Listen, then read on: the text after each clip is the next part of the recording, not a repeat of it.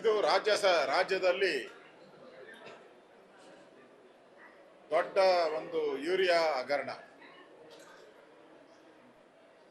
ಹಿಂದೆಂದೂ ಇಷ್ಟು ದೊಡ್ಡ ಹಗರಣ ರಾಜ್ಯದಲ್ಲಿ ನಡೆದಿಲ್ಲ. ಇವತ್ತು DRI ಸುಮಾರು 2 ಲಕ್ಷಕ್ಕೂ ಹೆಚ್ಚು ಕೆಜಿ ಯೂರಿಯಾವನ್ನು ಕಾಳಸಂತೆಯಲ್ಲಿ ವಶಪಡಿಸಿಕೊಂಡಿರೋದು ರಾಜ್ಯ ಸರ್ಕಾರಕ್ಕೆ ಒಂದು ರೀತಿ ಛೀಮಾರಿ. ಪದೇ ಪದೇ ರಾಜ್ಯ ಸರ್ಕಾರ ಯೂರಿಯಾ ಶಾರ್ಟೇಜ್ ಆದಾಗೆಲ್ಲ ಕೇಂದ್ರ ಸರ್ಕಾರ ನಮಗೆ ಸರಿಯಾಗಿ ಕೊಡ್ತಾ ಇಲ್ಲ, ತಾರತಮ್ಯ ಮಾಡ್ತಾ ಇದೆ ಅಂತೇಳಿ ಪದೇ ಪದೇ ಮಂತ್ರಿಯಿಂದ ಹಿಡಿದು ಮುಖ್ಯಮಂತ್ರಿವರೆಗೂ ಹೇಳ್ತಾ ಇದ್ರು. ಈಗ ಮುಖ್ಯಮಂತ್ರಿ ನಾನು ಕೇಳಕ್ಕೆ ಇಷ್ಟಪಡ್ತೀನಿ, ಇವಾಗ ಏನು ಹೇಳ್ತೀರಾ? ಕೇಂದ್ರ ಸರ್ಕಾರ ಯೂರಿಯಾ ರಾಜ್ಯಕ್ಕೆ ಕಳಿಸ್ಕೊಡ್ತೈತೆ, ರಾಜ್ಯ ಸರ್ಕಾರ ಅದನ್ನು ಡಿಸ್ಟ್ರಿಬ್ಯೂಟ್ ಮಾಡಬೇಕು. ಅದು APMC ಮುಖಾಂತರ ಮಾಡ್ತಿರೋ, ಕೃಷಿ ಇಲಾಖೆ ಮಾಡ್ತಿರೋ, ಅದು ನಿಮಗೆ ಸಂಬಂಧಪಟ್ಟಿದೆ.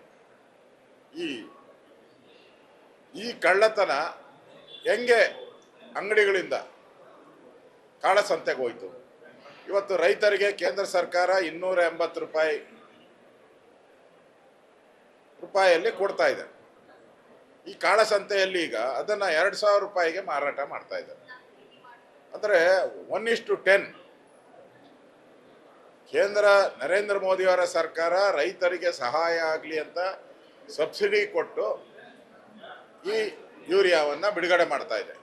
ಆದರೆ ರಾಜ್ಯ ಸರ್ಕಾರ ಇದನ್ನು ಕಾಳಸಂತೆಯಲ್ಲಿ ಮಾರಾಟ ಮಾಡೋಕ್ಕೆ ಅವಕಾಶ ಕೊಟ್ಟಿದೆ. ಕೊಟ್ಟವರು ಯಾರು? ಅಧಿಕಾರಿ ಮೇಲೆ ಕ್ರಮ ಏನು? ಆ ಅಂಗಡಿಗಳ ಮೇಲೆ ಕ್ರಮ ಏನು? ಈಗ ಮುಖ್ಯಮಂತ್ರಿಗಳು ಹೇಳಿದಾರಂತೆ APMC ಮುಖಾಂತರ ಹಂಚೋದು. ಆಯಿತು, APMC ಯಾರ ಅಡಿಯಲ್ಲಿ ಬರ್ತತೆ? APMCಗೆ ಒಬ್ಬ ಮಂತ್ರಿ ಇದ್ದಾರಲ್ಲ ನಿಮ್ಮಲ್ಲೇ, ನಿಮ್ಮ ಕ್ಯಾಬಿನೆಟಲ್ಲೇ ಇದ್ದಾರೆ.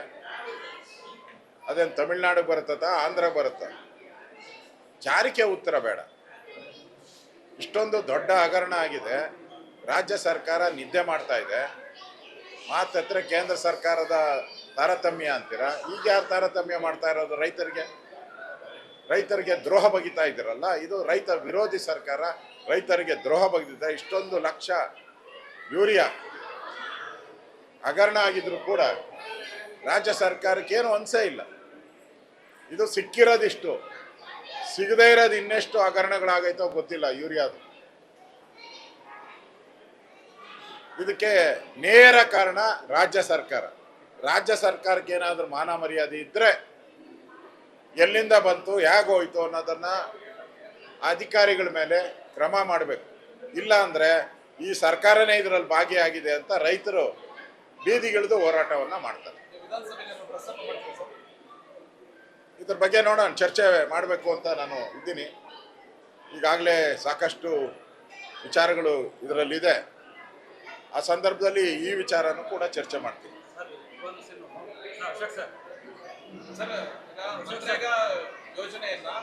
ಯೋಜನೆ ಹೆಸರನ್ನ ಕೇಂದ್ರ ಸರ್ಕಾರ ಬದಲಾವಣೆ ಮಾಡಿದೆ. ಏನಪ್ಪ